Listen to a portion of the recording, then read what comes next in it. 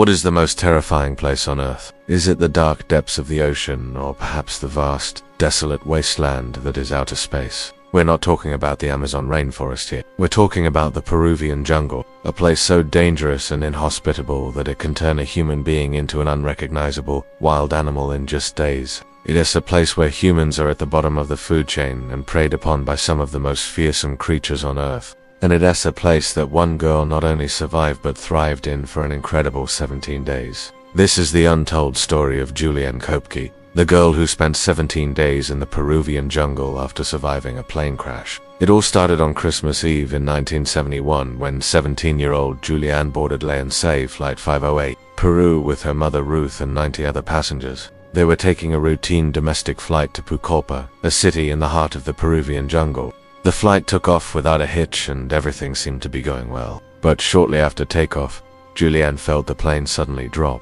Although she had no idea what had happened, she turned to her mother and asked if they had crashed. Her mother, ever the pragmatist, told her that they hadn't and that everything was fine. However, Juliane could tell from her mother's voice that she was lying. And deep down, Juliane knew that something was very wrong. They had been in the air for around 20 minutes when Juliane felt another violent jolt.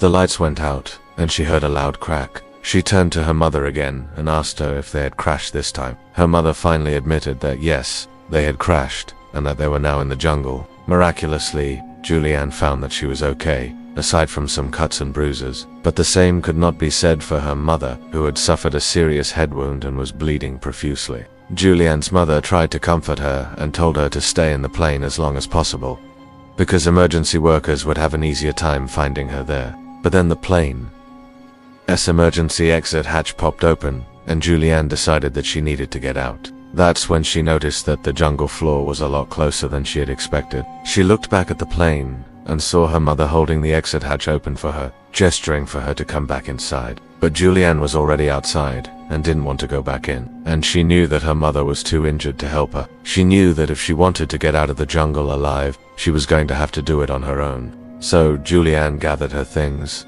which included her mother's purse and some candy, and headed into the jungle. At first, Juliane made good progress through the underbrush, and she soon realized that she had a survival advantage over most people. She didn't speak the local language and had no idea where she was or where she was going. This meant that she couldn't ask for help, and she wouldn't be able to understand it if anyone offered it. So in a strange way, she was truly alone. She had no choice but to keep moving forward. After about 6 hours of walking, Juliane came across a river and decided to follow it downstream. She knew that rivers often led to roads, and roads usually led to people. But as night began to fall, she realized that she hadn't seen any cars or houses.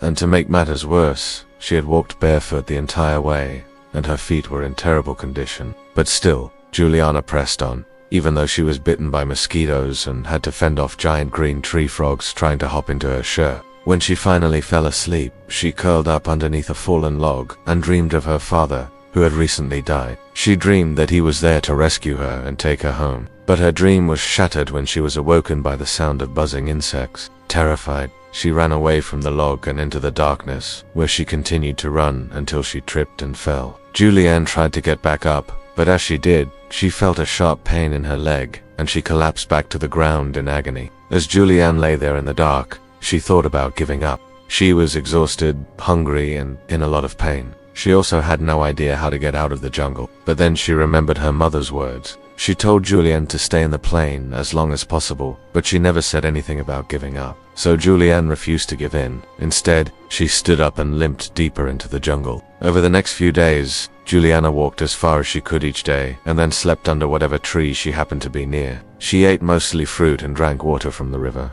And although she was bitten by biting ants and mosquitoes, she never lost hope that she would be rescued. In fact, she started to feel like she was being watched over by her father. Every night before she went to sleep, she would talk to him about everything that had happened that day and tell him about all the horrible things that she had seen. She also started talking to herself out loud to keep her sanity, and it seemed to work because she'd never lost hope that she would be rescued.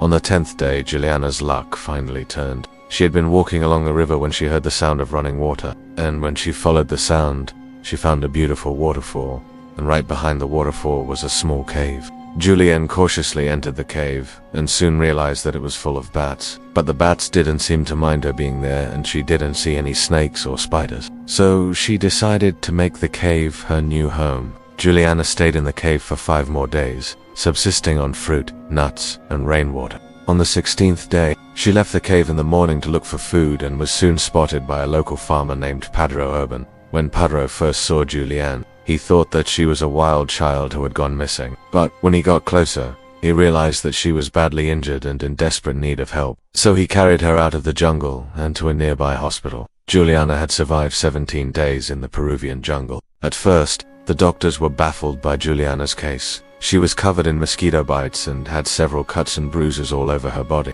Her hair and nails had also grown long and dirty during her ordeal, but the most serious injuries were to her legs. One of her legs was badly swollen, and she had a large wound on her knee. The doctors eventually determined that Juliane had developed a rare bacterial infection as a result of her injuries, but thankfully, they were able to treat the infection and save her life. But Juliane's ordeal wasn't over yet. After recovering from her physical injuries, she was transferred to a mental hospital to be treated for shock. Here, doctors used hypnosis and other techniques to try to help her recover from the trauma of the crash. But it was a long and difficult process. Juliane still had nightmares about the crash in the jungle. She also couldn't bring herself to eat meat or drink coffee, tea, or alcoholic beverages. In the end, Juliane was able to make a full recovery and go on to live a normal life. She eventually married and had 2 children of her own, but she never forgot her ordeal in the Peruvian jungle. She has since become an advocate for aviation safety and regularly speaks at schools and other events about her experience. When Juliane was rescued, she weighed only 40 pounds,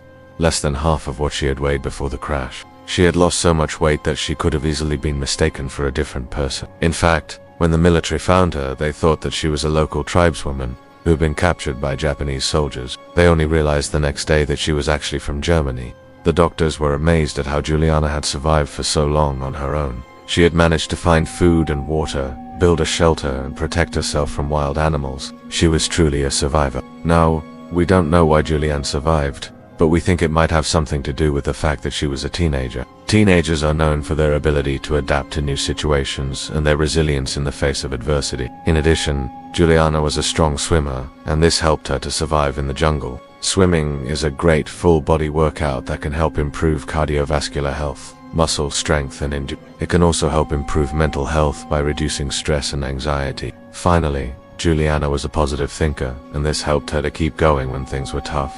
As Juliane herself has said, "If you think you can, you can." What do you think? Let us know in the comments below. And don't forget to like and subscribe for more amazing stories. Thanks for watching.